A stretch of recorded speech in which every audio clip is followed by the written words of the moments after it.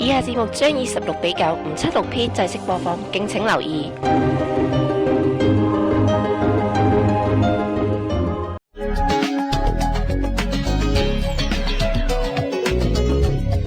你而家收睇嘅係 TVR1 新聞資訊頻道。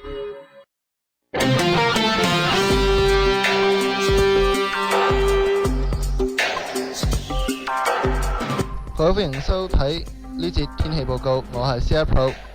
3號強風信號喺今日下晝3點40分發出，預料本港平均風速每小時41至62公里。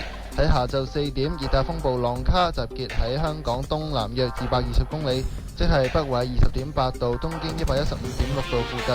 預料向北或西北偏北移動，時速約22公里，移向廣東東部沿岸。根據現時預測嘅路徑，浪卡大約會喺午夜前後最接近本港，預料本港風力會顯著增強，晚間開始會間中有大雨，除非浪卡顯著增強或採取較偏西嘅途徑移動，否則改發8號熱帶氣旋信號嘅機會唔大。本港地區下午及今晚天氣預測，吹清勁至強風程度東至東北風，晚間漸吹西至西南風，有狂風驟雨，明日間中有驟雨，氣溫介乎26至28度，展望星期日仍然有雨，下周初部分時間有陽光。至於本港未來7日預報，由 Bowie 同大家講下。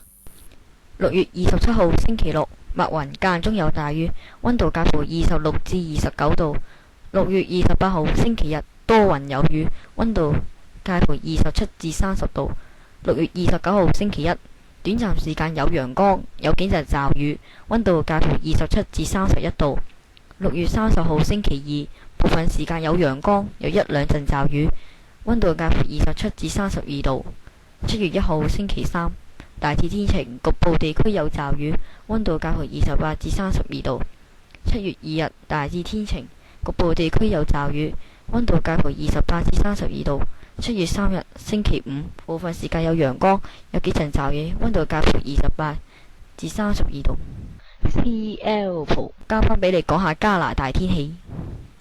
好啦，跟住同大家講下加拿大天氣啦。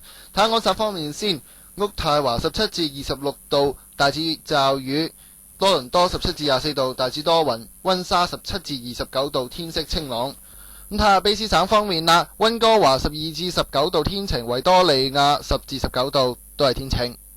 咁睇下加國其他城市啦，亞省卡加里呢係9至18度天晴，魁北克市陰晴不定，大致有驟雨17至22度，滿地可呢19至25度呢亦都係陰晴不定，大致有驟雨噶。